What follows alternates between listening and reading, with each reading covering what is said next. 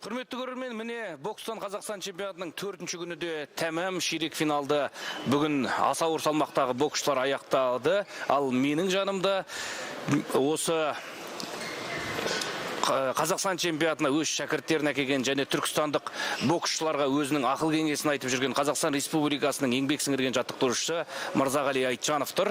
Мырзағалиға қош келдіңіз студиямызға. Міне Қазақстан чемпионаты өтіп жатыр. Өз ойыңызды айтып кетсеңіз, қалай өтіп жатыр? Чемпионат енді бұл еліміздің ең үлкен жарысы. Команда іріктелетін, жасақталатын. Сол себептен барлық облыс жақсы дайындалып келгені көрініп тұр. Одан кейін бір қуанатындығы, бұл жарыста жастар өте көп өнер көрсетіп жатыр. Үлкен тәжірибелі, мықты деген боксшыларымызға жақсы қарсылық танытып жатыр. Тамаша. Енді Мырзағалиға қазір өзіңіз осы Түркістандасыз, туған жерде өз шәкірттеріңіз алып келдіңіз, түркістандық боксшыларды алып келдіңіз. Жалпы осы аймақтан қанша боксшы алып келдіңіздер? Бұл енді жарысқа Қазақстан чемпионаты болғаннан кейін мынау әрбір жарысқа бөліп, әр команданың деңгейіне, елінің санына қарап береді ғой, енді қаланың, облыстың. Сол себептен 18 боксшы келді. Соның екеуі бүгін ауыр салмақта өздерінің кездесулерін, жекпе-жектерін ұтып, жартылай финалға шықты. Ертең тағын 3-4 боксшымыз бар. Бұл аса ауыр салмақтағы жағы екі ағайынды боксшылар. Екеуі де Сапарбай Нұрлан мен Даниэл деген інісі. Екеуі де қарсыластарын ұтып, жартылай финалға шықты. Бір-бірімен тіпті финалда кездесіп қалуы да мүмкін. Мүмкін. Иә, тамаша, керемет. Ағайынды, туған ағайынды деп айтыңыз. Туған ағайындылар ғой. Керемет. Ал енді мынау осы Қазақстан чемпионатында өзге де салмақта, бағана бір жеңіл салмақта шәкіртіңіз шықты. Менің енді жеке шәкіртім Бақтияр Анарбаев, 67 килограммда. Ол енді ертең өнер көрсетеді. Одан бөлек Қонысбеков Аман бар. Тағын Нұрғиса деген 47 килограммда тағын бір жігітіміз бар. Ал енді жалпы мен Түркістан облысына көмектесіп, командаға ақыл кеңесімді айтайын деп жәрдем беруге келдім. Тамаша. Енді осы түркістандық боксшылардың мүмкіндігі қалай осы Қазақстан чемпионатындағы, жалпы алдағы болашақта?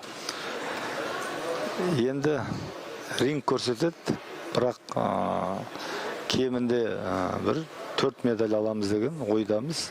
Соның ішінде әрине алтын алуымыз керек. Тамаша, талантты боксшылар бар әр уақытта. Тамаша. Ал енді Мырзағалиға жақында ғана сіздің шәкіртіңіз Сағындық Доғанбай барып, Азия чемпионы болып қайтты. Өзіңіз де барып қайттыңыз, осы Сағындық жайлы айта кетсеңіз. Қазір ұлттық құрамаға бірінші нөмір болып кеше Азия чемпионатына барып, үмітті ақтап қайтты. Мүмкіндігі қандай, несімен ерекше?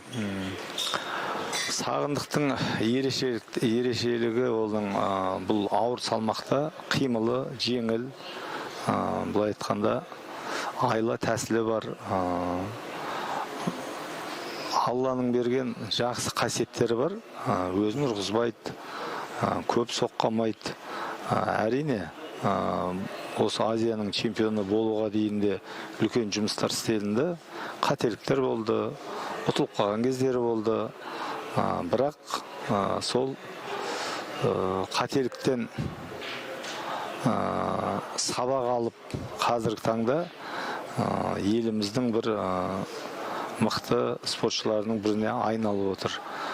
Бірақ бұмен тоқтап қалмайды. Келешекте де үлкен додалар бар алда. Соларға тыңғылықты дайындалып, еңбек етіп, тер төгіп, әлі де істелінетін жұмыстар өте көп. Әлем чемпионы, олимпиада чемпионы болу үшін ол жай еңбек ету өте аздық қылады.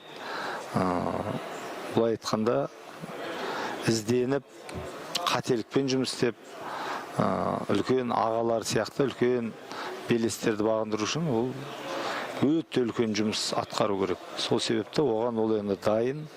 Азияның чемпионы болып, бұлай айтқанда үлкен жеңістердің бір кішкентай баспалдағынан өтіп жатыр. Тағы бір жеңістің дәмін татып, енді бұдан да көп жұмыс істеймін деп өзіне мақсат қою керек. Мақсат жоқ, қойып жатыр. Бірақ өзінің де несі ашылып жатыр да. Осындай жұмысқа тәбеті енді жеңіске деген, еңбекке деген, жеңіске деген. Бұл Азияның чемпионы деген ол құрлықтың чемпионы ғой.